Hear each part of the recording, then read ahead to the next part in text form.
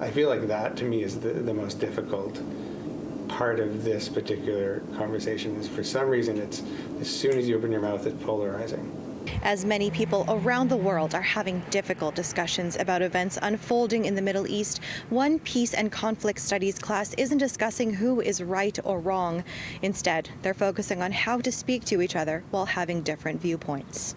Adam Muller is a professor and director of peace and conflict studies at the University of Manitoba.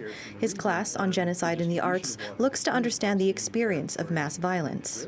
We've had, I think, everybody in the class say something like this, but that, I mean, in order to really make peace a priority for us, we have to look at the people who are suffering. This conflict, especially if you take a position, no matter what position, it could be considered the wrong position by somebody. PhD student Jesse Maidis says the topic of Israel and Gaza is a near impossible one to approach without alienating someone.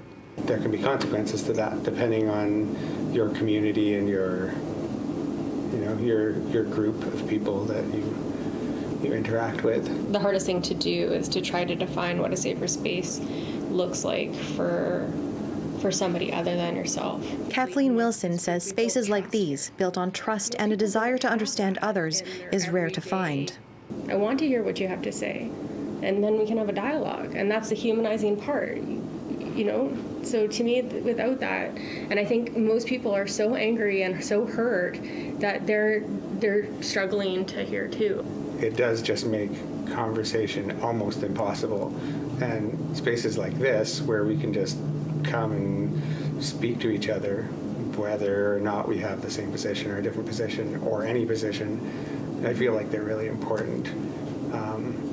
And it's really hard to find those when the conflict is so potent. The group shifts the conversation to the people who are in the middle of two opposing military forces. There is no good and bad. There is no this and that. But until we actually are willing to see each other as human, what are we building peace for? Carrie McCluskey says she thinks the media's messaging towards civilians caught in the crossfire is a specific one. You have either a message that you matter or a message that you don't. And that can also fuel further misunderstanding, demonizing.